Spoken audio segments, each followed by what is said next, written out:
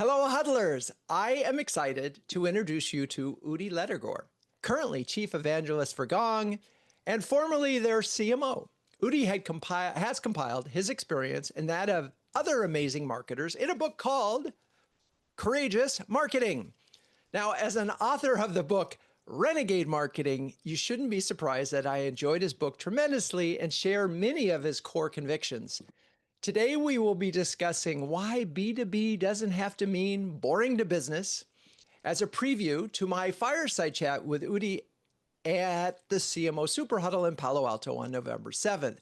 By the way, we'll be giving all attendees a copy of that book at the event. So hello, Udi, how are you and where are you this fine day?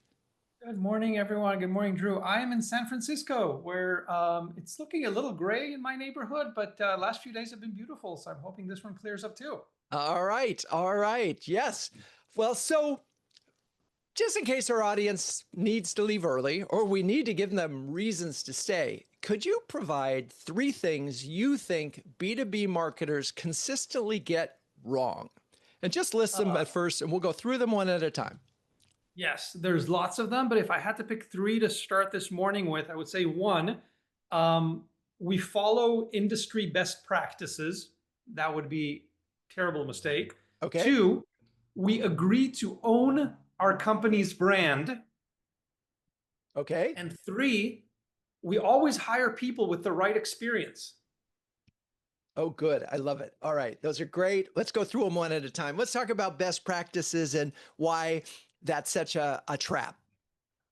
It is a trap because, you know, it seems like the logical thing to do. We're asked to come up with a new campaign or a new website, and what do we immediately do? We assume that people around us have figured this out. And so we look at competitor websites or we look at peer websites and we say, oh, okay, if everyone's using this type of blue right now, which was the case in 2018 when we launched Gong's first visual identity, then we should choose kind of a trendy blue right now to make sure we're not behind the times. What happens, of course, is that you blend in and you don't stand out. And the truth is that what we call best practices are in reality boring practices, because by the time everyone is doing them, they are boring and they're only going to get you ordinary results at best. And the point which I argue in the book, sorry, there's a siren right outside my window. I'm not sure you can hear that. Nope. The point I argue in the book is that to stand out, you have to most of the time ignore those best practices and be different. And we can unpack that later if you like. Yeah, and I know we're going to go into great detail on just how you helped Gong be different. So let's talk about agreeing, to agree to own the brand and what that means and why that's so problematic today. Yeah, so in my experience, and I've helped and talked with a bunch of marketers about their branding projects that have succeeded and failed, I am convinced that the easiest way for a branding project to go to hell is if marketing owns it in a silo and does not demand that the CEO own the brand and let it trickle down through the entire executive team to the entire company. Because if marketing owns it, in a nutshell, what we're doing is we're putting lipstick on a pig. We're trying to make the company appear to be something that it is not necessarily.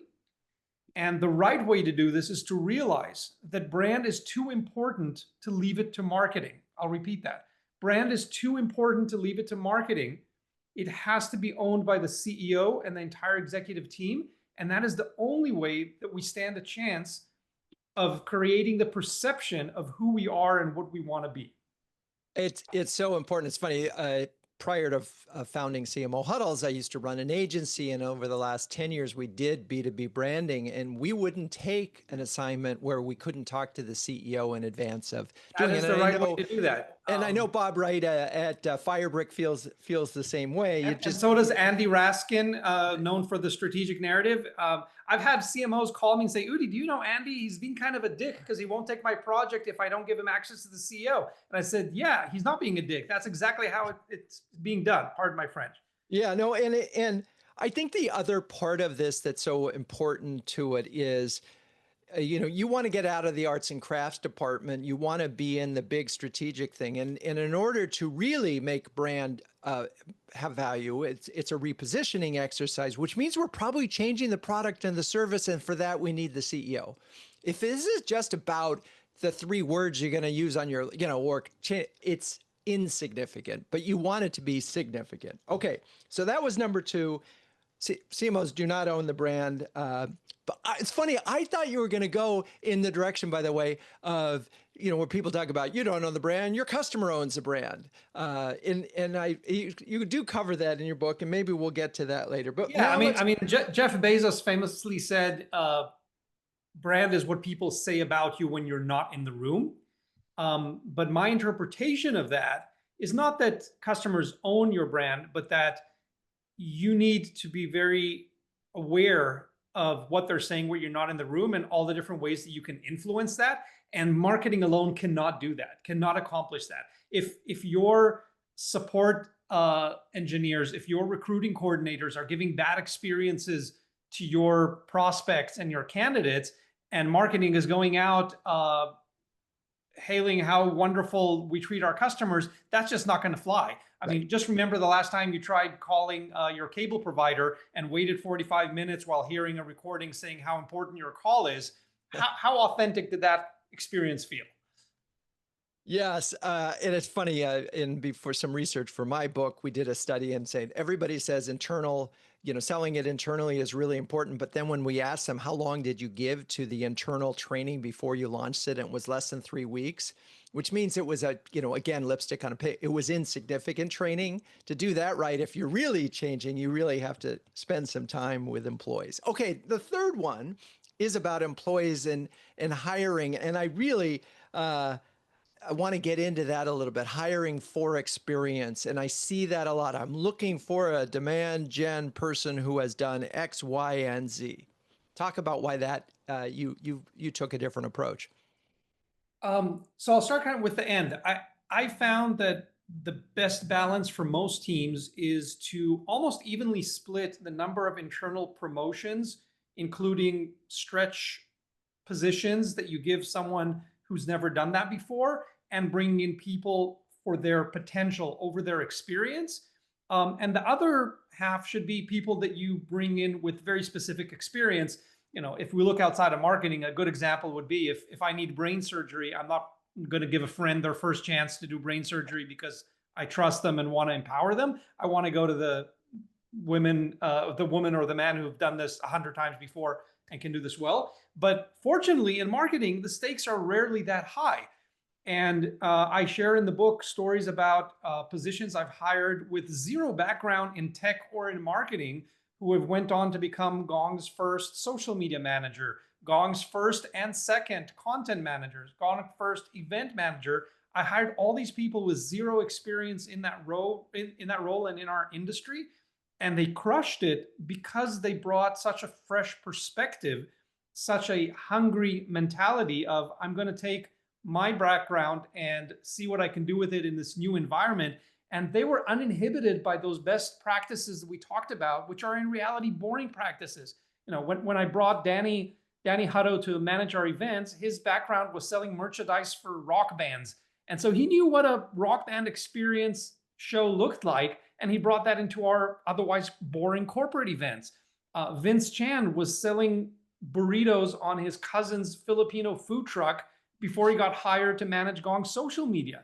So he knew how to create relationships and please customers and be authentic. He didn't know the first thing about social media, but he did a fantastic job for many years, and he's still on the team to this day.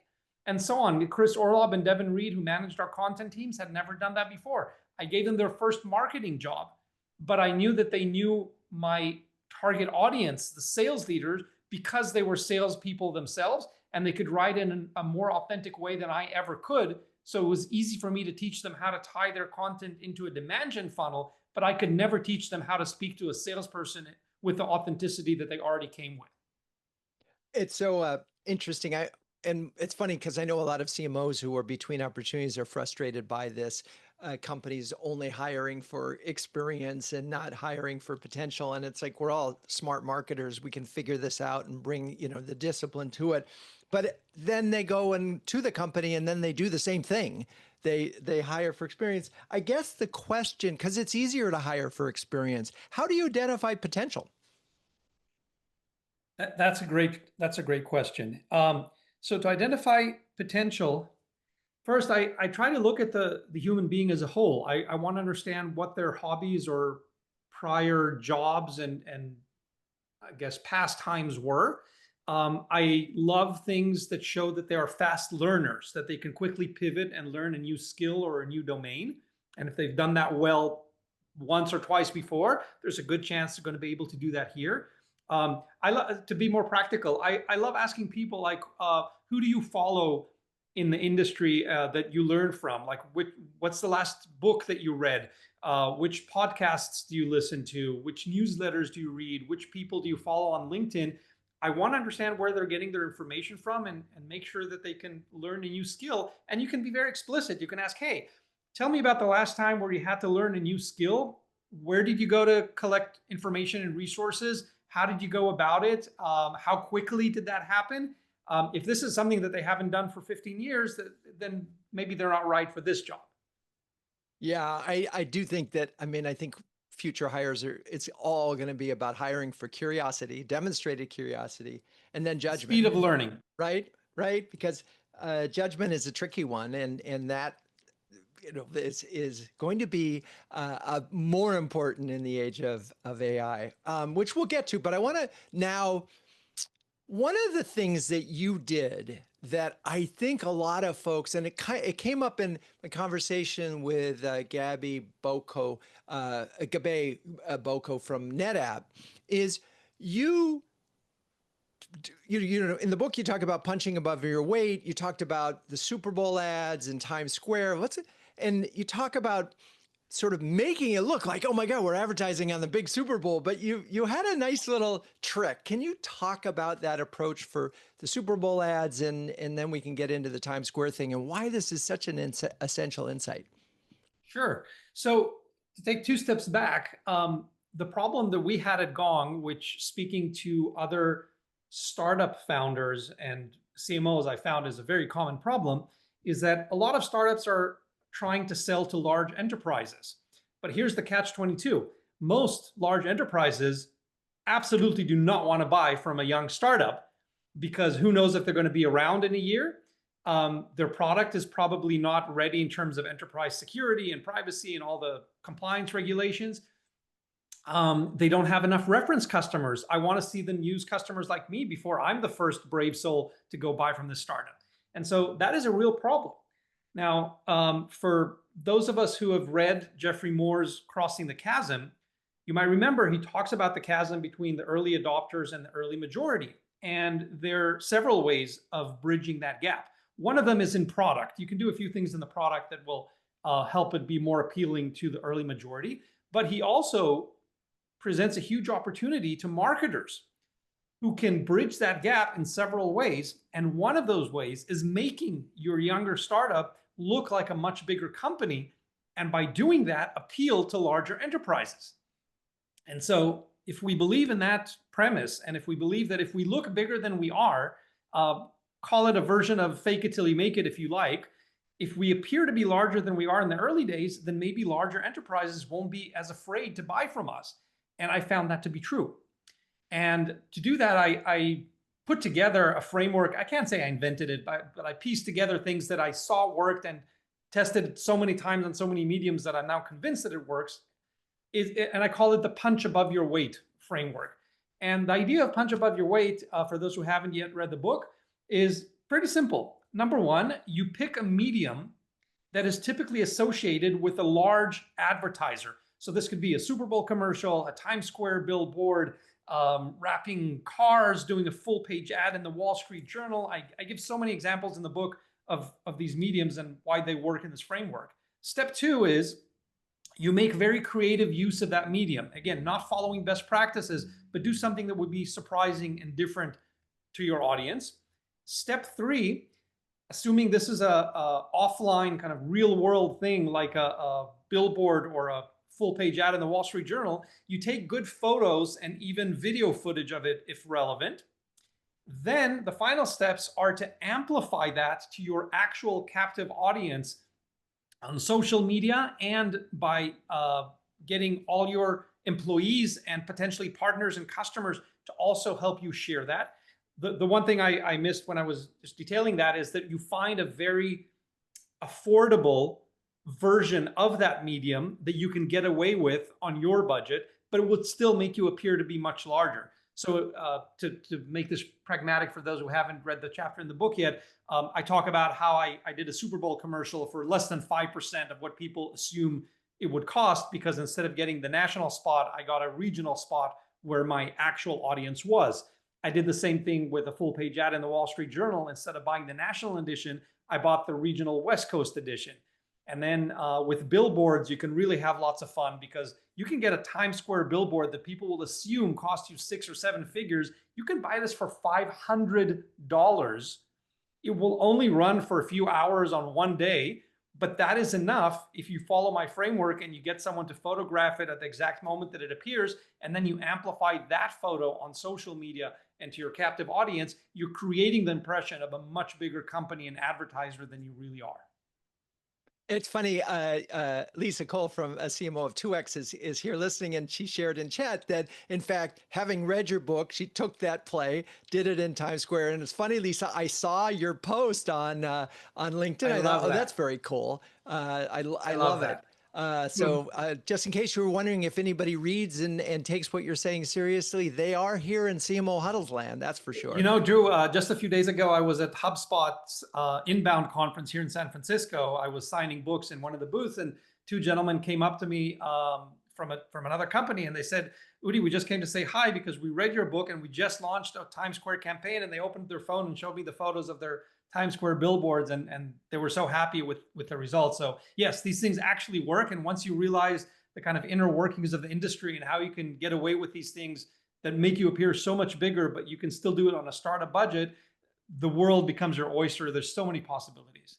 So, I mean, one of the things that the link from these two big sort of the perception of big is that you have to be able to amplify that with employees and with customers and with prospects on social. And I know that that was a big part of your early play. So by the time you did the billboard, you had a large enough social footprint that you could amplify it. So talk a little bit about how you got there and what it took to build this sort of strong social following that could then sort of reinforce and make the Super Bowl or the Times Square thing really get a lot of sharing. That's a great point. You know, timing is really important. And sometimes a young startup that's literally just getting started comes to me and says, hey, should I do a Times Square billboard? I'm like, no, you probably shouldn't, because you don't have a captive audience to share this with. You're still a no-name. Why would you do that? And so you're absolutely right. We had built a really strong following over social media and email subscribers and other mediums. And to do that, I followed the old adage, which again, I did not make up, but I'm a strong believer of, which is we're not big enough to be boring. And by that, I mean that we had to get really, really good with creating content that people would genuinely want to follow and consume, because we're not big enough to be boring.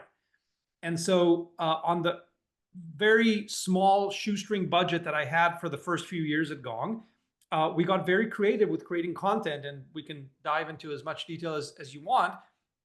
But I'll skip the content creation part for a moment. What we did with distribution is, because the content was so helpful and useful to our audience without being overly salesy, we were not shoving our product in their face.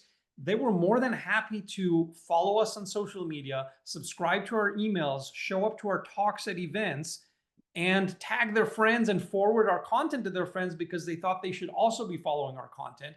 And so we were able to grow organically, which is the cheapest way to grow a following. We recently celebrated hitting 300,000 followers on LinkedIn, which anyone here from a B2B startup knows that's a pretty good number to hit for LinkedIn. So we crossed 300,000 followers on LinkedIn. We've got even more email subscribers. I've probably spoken to thousands of people at conferences that I did not have to sponsor to speak at, because they actually invited us, including flying me there. Because our content is so interesting and valuable to their audience, their conference became better because we were there as speakers. So if you can create content so good that people would pay for it, that is a really cost-effective way of growing your followership in the early days when you don't have a budget to extend your reach. And it's interesting. I was re-looking at the book last night, and I saw the email that you all did on compliance, which really cracked me up, and just a reminder that, with a sense of humor and so forth. Talk a little bit about maybe some specific examples of content that was not boring, that was atypical for the industry, and that did help get this sort of reputation as an interesting company that you wanted to pay attention to. Sure. So to explain my thoughts on content, again, I have to take kind of a couple of zooms out to explain how we get to the tactics first from the strategy. And the strategy is by acknowledging and hopefully believing and committing to the 95-5 rule. And the 95-5 rule, in a nutshell, states that only about 5% of your target market is currently in the buying zone. And I like to give a simple example from our sort of personal life to demonstrate what I mean. Let's say I'm looking to buy a new car, so in a couple of months. So for these next couple of months, I'm going to be scouring websites of car manufacturers that I'm considering. I'm going to be downloading their specs and color options, and maybe even reach out to a couple of dealers to see what's on inventory. I'm going to look at YouTube reviews because I really want to see someone trying to squeeze into that third row that I need to see if teenagers can sit back there. I'm going to look at the car review sites and see the different rankings, and eventually I'm going to buy a car. Now, the moment I bought the car, I'm committed to it for the next 3 years. That's the typical time frame that I keep a car. But the car manufacturers who saw me visiting their websites are still retargeting me with sales and specs and why they're better than the competitor. Do you think I'm paying attention and clicking through those ads to go visit those car websites after I bought a car? I'm not, because I'm not in the buying zone anymore, and they should know that, right? Now, if some of them were actually to give me useful content, like how to better maintain my car, how to get more mileage out of it, how to drive more safely, interesting add-ons and accessories I could buy for the car, I might be reading that, but they're just all trying to sell me their cars, which I'm no longer in the market for. Right. Now, let's think about our B2B marketing, right? That was, of course, an analogy. If you have a company in your target audience that is looking to buy in the next 3 to 6 months, by all means, you should be targeting them with your sales content, why your product is better, show a case study of a similar customer in the same industry and geography that's making good use of your product. They're open to that. They're in the buying zone. But the 95-5 rule suggests that it's typically only about 5% of your market is in that zone, because of the same business cycle that is similar to the car buying cycle that I described, right? A company might replace a large system like a CRM system every 5 years, and even that's being generous. If that's true, if they replace that system, if they're looking for your system to replace what they have every 5 years, that means only 20% of the market is looking to buy something this year. And if you break it down into 4 quarters, that's 20 divided by 4. That's how we get to the 5% out of the 100. So it's 5% are in the market this quarter, the other 95 are not. And so if we believe in that and agree with that, we realize we actually need different marketing plans for the 5%, which we should continue targeting with sales offers. And the 95%, if we want to engage them and nurture them and have them subscribe and follow our content, we need to provide something valuable that doesn't involve selling our product. And that's the premise that we took at Gong. And so when I sat down 9 years ago to start developing Gong's content, I thought, well, what could the world, the sales leaders world that we're targeting, use? And we figured that if we could show them what data says actually works and doesn't work in sales, that would put an end to a lot of arguments and discussions that they're having every day. How should I start my cold call? When is the best time of day to send that email? How should I act and speak on the call? How many questions should I ask? How long should I speak? And we found all these amazing nuggets, and we started putting them out there and giving very practical advice to people on what they should and should not do on sales calls. And they ate it up, and they started tagging their friends. You asked for some juicy examples. So there was a really fun one we did a few years ago where we found that salespeople who swear on sales calls, they use the S word or drop an F bomb, they have an 8% higher win rate, all other things being equal, compared to their peers who don't use that kind of language. And we backed it up with research. Wait, no fucking way. The shit is real, Drew, I'm telling you. Okay. And we showed how that works. And we published it without putting a dime behind promoting it. And here's what happened, Drew. Fastcompany.com, the widely read news site, ran with that story, giving us free earned media. As soon as they ran with the story, my phone started ringing off the hook with radio stations wanting to interview me about the story they just read in Fast Company, because how could this be? And this is like so unconventional. And that is a marketer's dream. You want people to talk about your content. You want to create some controversy, something that's counterintuitive, even polarizing at times, not for the sake of being annoying and not for the sake of causing controversy, but here's a important lesson. The worst enemy of your content is not somebody hating it. That's actually fine. You're going to annoy someone with almost everything you do, so might as well live with it. The worst thing that can happen is that you get indifference. Because if you get indifference, if you say something so agreeable, so trivial, nobody has anything else to say about it. Why would anybody share it or tag someone or comment on it if it's something so agreeable because you were afraid to piss off someone? So I'm never afraid to piss off someone. And I like to think that if I'm not pissing off anyone, I'm probably not exciting anyone either. It's so funny. I write a rant every Saturday on LinkedIn, and I can always tell if there's a little bit of controversy in there, it causes engagement. If everybody's nodding their heads, it's just like so. And Move on. I see that there's a more important thought behind all of this, which is, really. There's an exchange of value in any kind of marketing. And if you give value consistently over time for a specific group of people, you will build an audience. If you don't give value and you're just, quote, selling and saying, hey, how about this product? You're going to miss that opportunity. It's funny about the 95-5, where we had Professor Byron Sharp from Ehrenberg Bass. They're the ones who came up with that research. Yep. And I said, can we just talk about that data? Everybody uses it. And like, I've never actually seen the research, and is it really relevant? He said, well, maybe could be 90-10. It could be 90. It depends on the category, which I appreciated. I think in general, we all know that. I think the challenge for CMOs is the CEO will say, or the CFO or the head of sales, okay, fine, let's just focus on the 5% then, because we got to hit our numbers. And that's problematic. But that is a reality for CMOs. So if you're talking on behalf of CMOs to a CEO, and we can say 95-5 till we're blue in the face, but they have quarterly goals they have to meet with investors.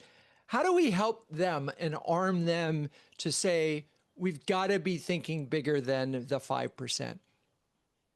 Yeah, so that's a very real discussion that all of us are having with our CFOs and CEOs and probably CROs as well.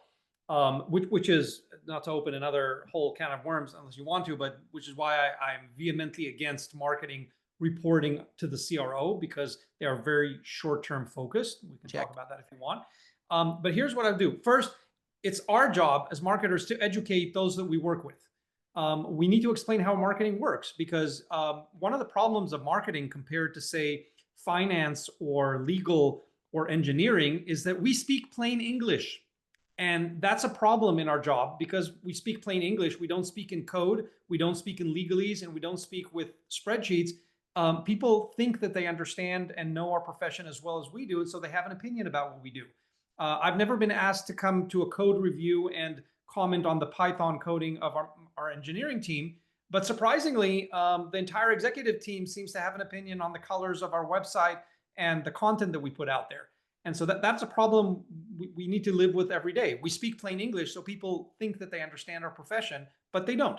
And so it's our job to explain it with patience. It can be frustrating, but we need to explain it.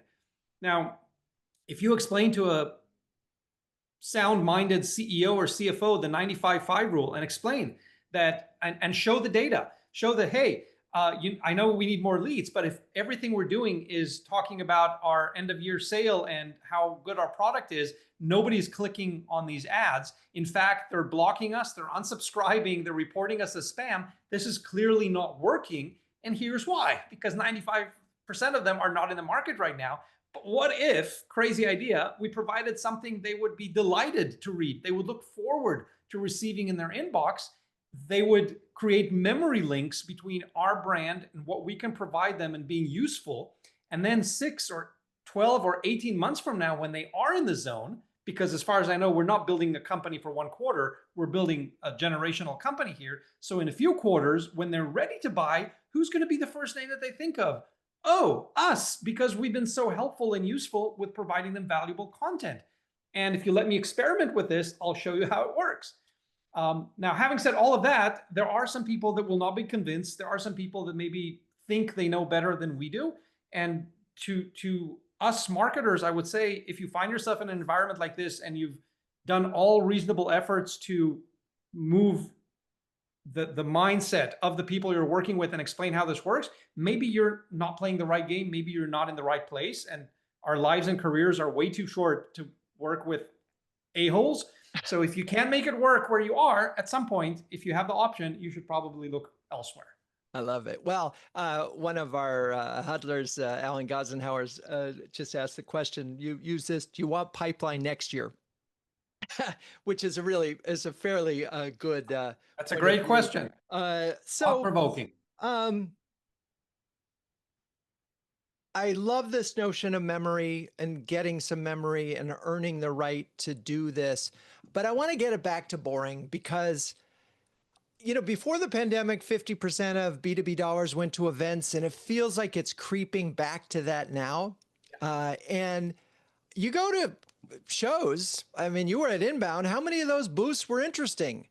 How many of them looked like everybody else's? How can you talk about how your philosophy on standing out and what kinds of things you did at events to sort of events are absolutely coming back. I think especially during the pandemic, all of us were craving more human interaction. At the same time, I think our bar for jumping on a plane and going to a trade show or doing something that we realized a lot of it can be done on Zoom, our bar has gone much higher. So we expect more of in-person experiences.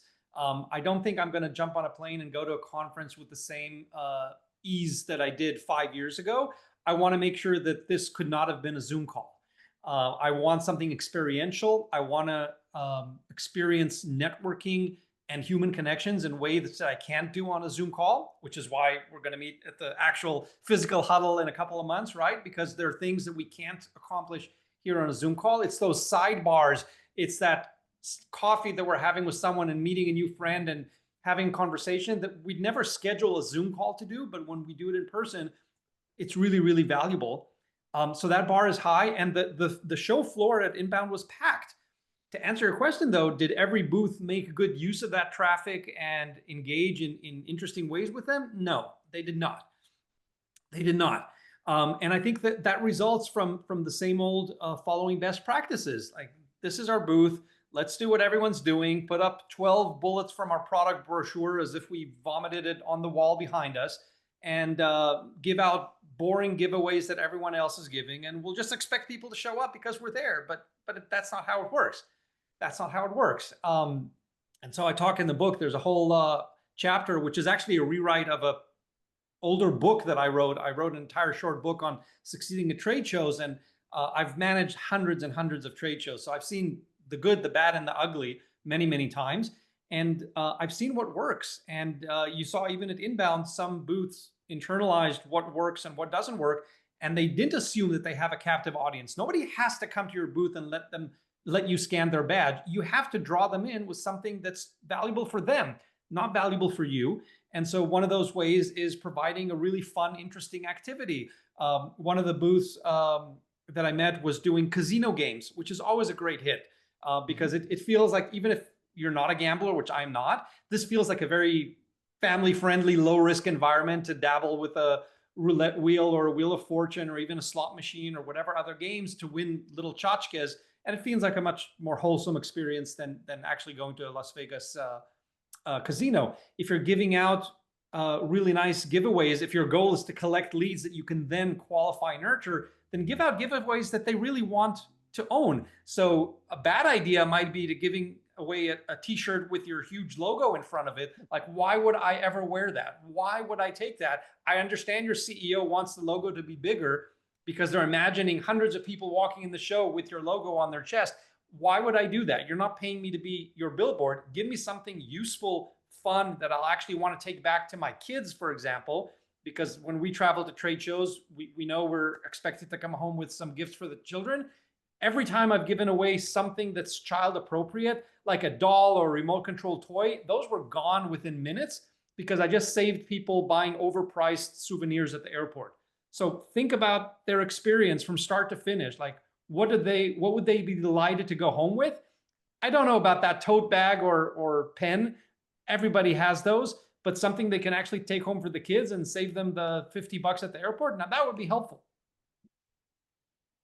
The key word there was delight. I really Yes. want to just remind that if you're thinking about delight in all the content that you're doing and the event experience that you're doing, you've got a chance of having someone engage with you. And perhaps if you do delight consistently, where you can actually get some mind share.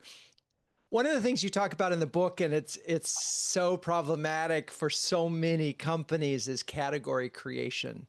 Let's just, we can't go through the whole thing, and I know we should get Anthony Kanata on this, and there's a lot of other people who are really, Anthony's awesome.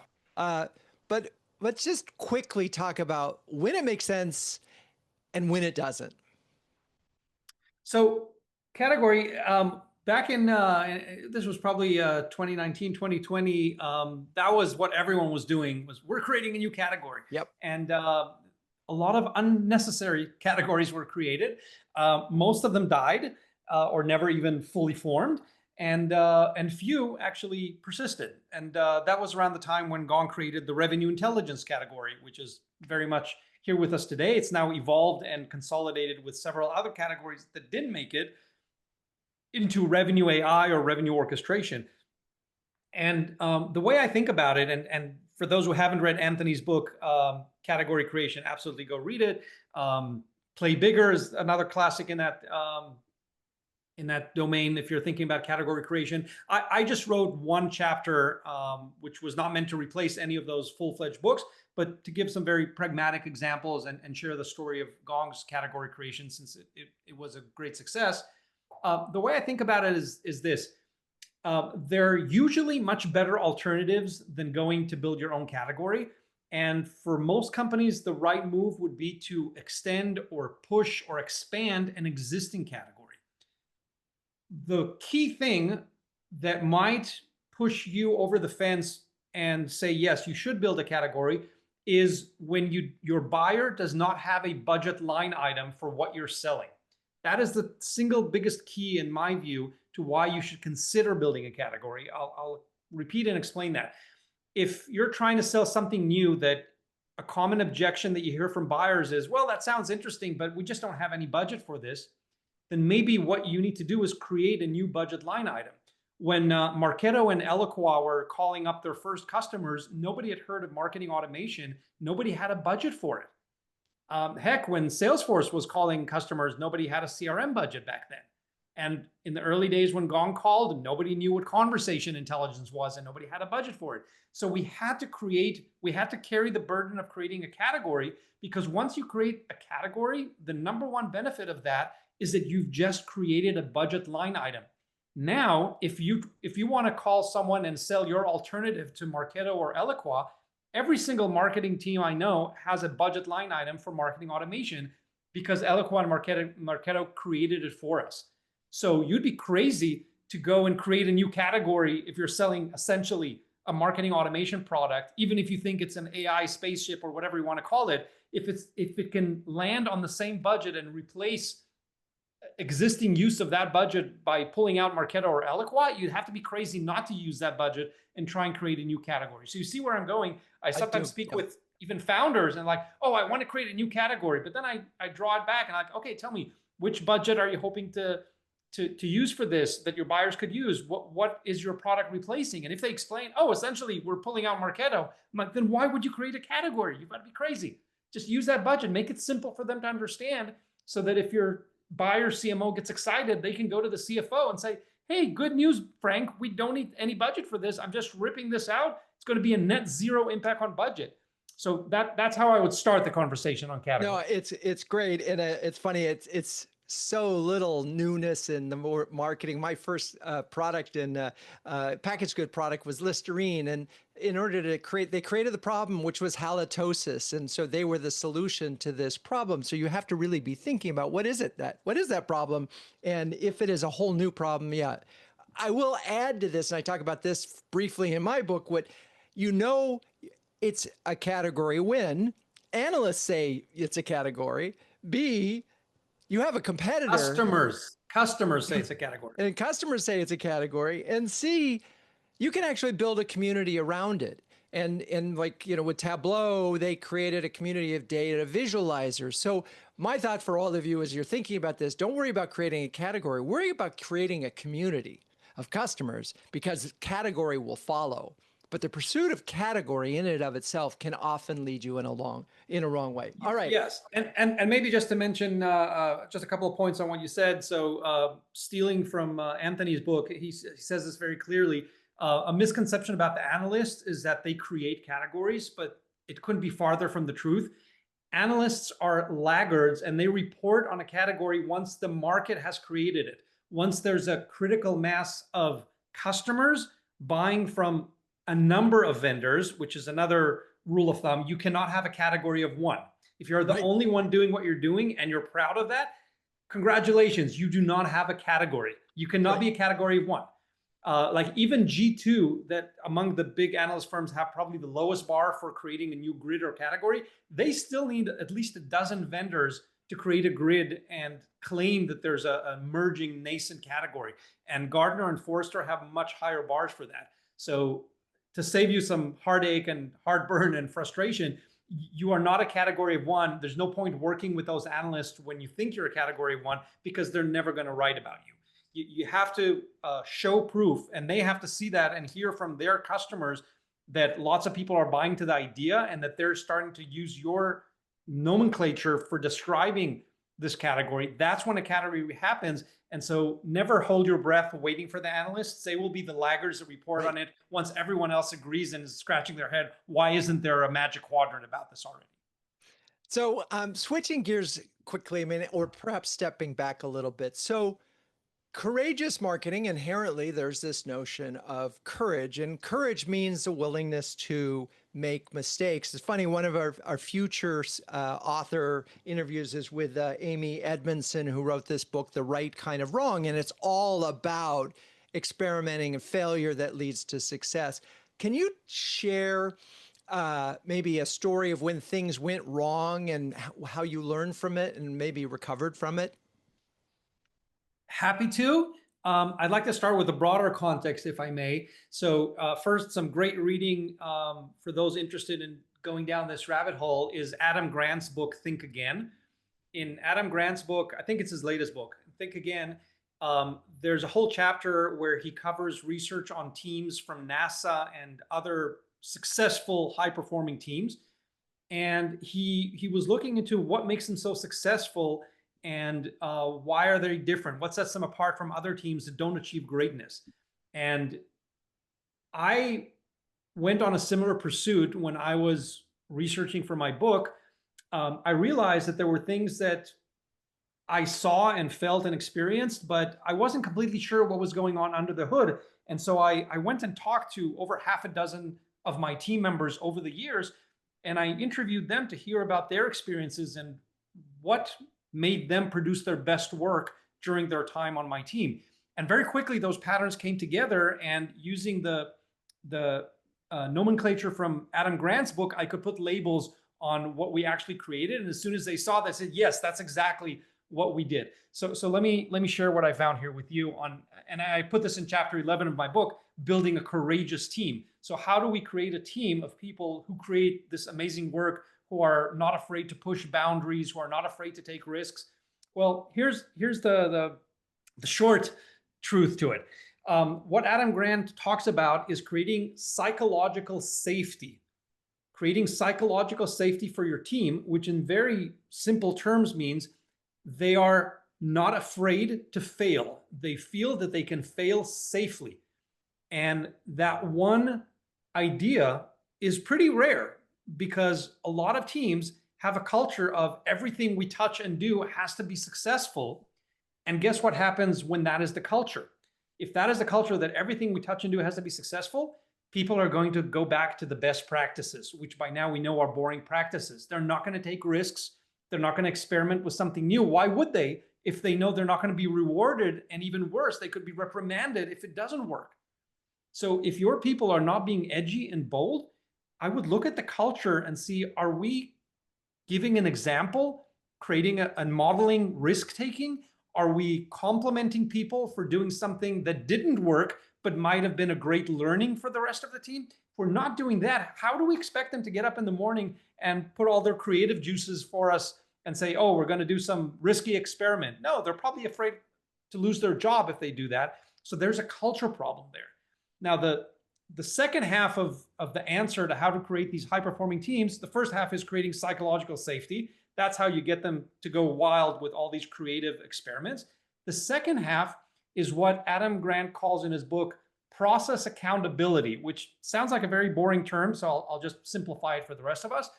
All that means is that all those experiments have to be pointing at one North Star that we're trying to achieve. If we're trying to create pipeline this quarter, I want to hear all your crazy ideas as long as you can explain to me, if they work, how will that contribute to pipeline? And that ties that crazy free spirit of creativity with process accountability, because we are not doing this for the art, we're doing this for the business. One way that I like describing marketing in the book is it's simply creativity in service of capitalism, which might sound a little bit cynical, and that's okay, but that is the point. We are harnessing our creativity and we're bringing together all these creative minds in service of capitalism. We're not creating content to be the next Netflix, we're creating content to promote our software product. And so as long as we can use that creativity to explain the business outcomes that we're looking for, that has a much higher chance of working and being explainable to the file and rank around us. Yeah. Oh, so much to unpack there. We don't have time. I know. I'm sorry. I think the term psychological safety was actually coined by Amy Edmondson. I'm going to have to check on that. She says so in her book. But it's the same idea in it that also, clearly we have to get Adam Grant on the show to talk about his new book. Good luck pinning him down. He's a tough one. No challenge. That's been a big challenge. But as we wrap up, I can't do a show, can't have a conversation today without talking about generative AI. We don't have time to go into it, but you're looking at all these things that are happening, and I'm sure Gong is integrating it into its product. But what's the one thing you're most excited about when it comes to marketing departments using generative AI? I'm most excited about the new possibilities that this allows us. And I think the timeline that we're looking at is that we're first using it to do things that we're already doing faster, more efficiently, cheaper, with fewer contractors, fewer team members. As it gets more exciting, it's when it starts doing things that we could never do before. I just saw an example from a friend and a former team member, Russell Banzon, who I hired as a director of demand gen at Gong. He was promoted over the years to a VP of marketing, and today he's the CMO at Cresta. And he just published a cool post this morning on LinkedIn where he experimented with a Super Bowl style commercial completely created by AI, which is something he had no budget to create if not for AI. So that's starting to hint at what we could do that we could never do before. And now I think the playing field is level for so many companies, no matter their level of resources. You could do things that only like Nike and Farmers Insurance could do a few years ago. You can now create this on your laptop this morning. And that's really, really, really exciting. At the same time, with that excitement comes a great fear that I'm already seeing come true of marketing teams abusing AI and using it for the wrong things, which again fall into that trap of the best practices that I talk about. and not putting the work into it and trusting a tool instead of coming up with a strategy and then using the tool to bring that strategy to life. So as a quick example to end here, I'll say, if you're thinking about your content strategy, AI can make your content more beautiful with less human design work. AI can repurpose a great blog post into 5 different social posts and create a script for a podcast and create a slide deck for a presentation, but it still cannot come up with that brilliant, somewhat controversial and counterintuitive idea of what to write about in the first place. If we go back to the example I gave of salespeople swearing, having higher win rates, I don't think AI can come up with that even today because it doesn't have access to my research. It doesn't know what kind of ideas would be exciting to my audience. But once we came up with that idea, if we were to publish that today, it would be a lot less work creating the charts and the decks and all the different reformattings of that. But that's where I see a lot of marketers abusing it because they're just seeing an easy way out.